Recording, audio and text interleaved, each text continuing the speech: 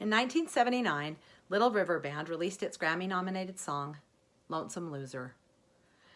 As a teenager about to start high school, I just knew that this song had been written about me. My name's Andrea Wilkinson. This is my story called I'm a Loser, but I Still Keep on Trying.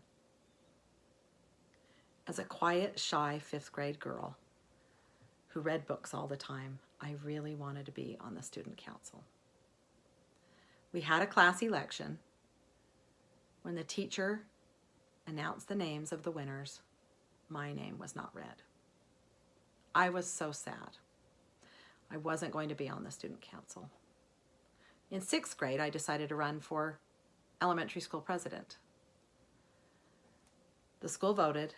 The principal announced the winners. My name was not read. I had lost again.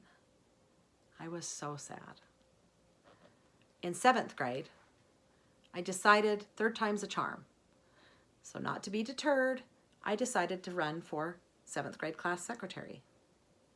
I wrote a speech, made posters with my mom that I hung up in the school hallways, and waited to find out the results. Well, I got called down to the office the day of the results, and I found out that the reason I got called down was they'd called down the losers so that we wouldn't be in class when the winners' names were announced. Sobbing, I called my mom and told her to come pick me up early, and I couldn't stop crying that whole night. I was inconsolable. I didn't lose again because I didn't run again. I got smart. I'd had it with popularity-based contests.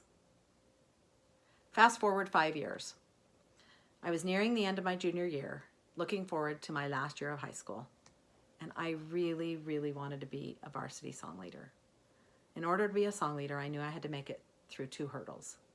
The first one being making it past the judges, which included doing the splits. I was very inflexible, and I had been faking them the whole prior year as a pep club member every time we did a routine. The second hurdle was getting through and winning a student body election. Well, I really wanted it, so I decided to go for it.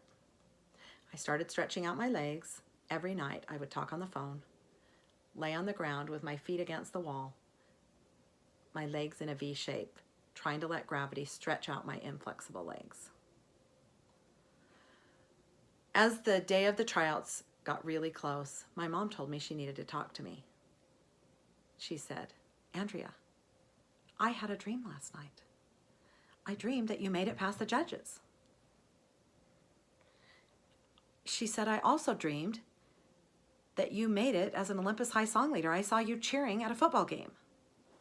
This was fantastic news. This gave me something to hope in and something to believe in when I doubted myself. The big day arrived to try out in front of the judges, and I was so nervous.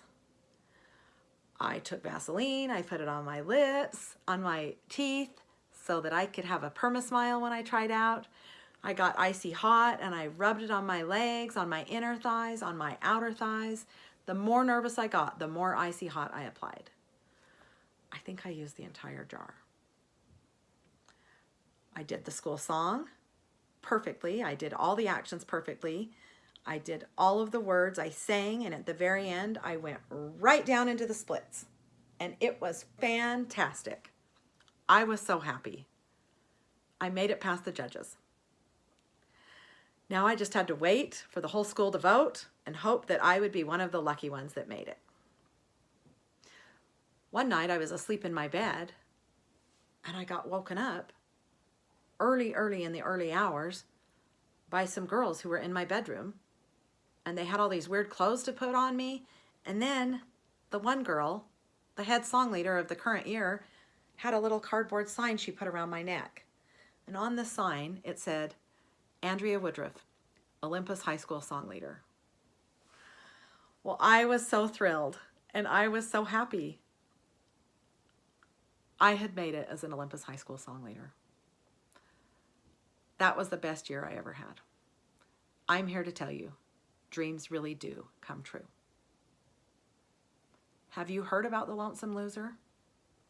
You have now. That's the end of my story. Thank you so much for listening.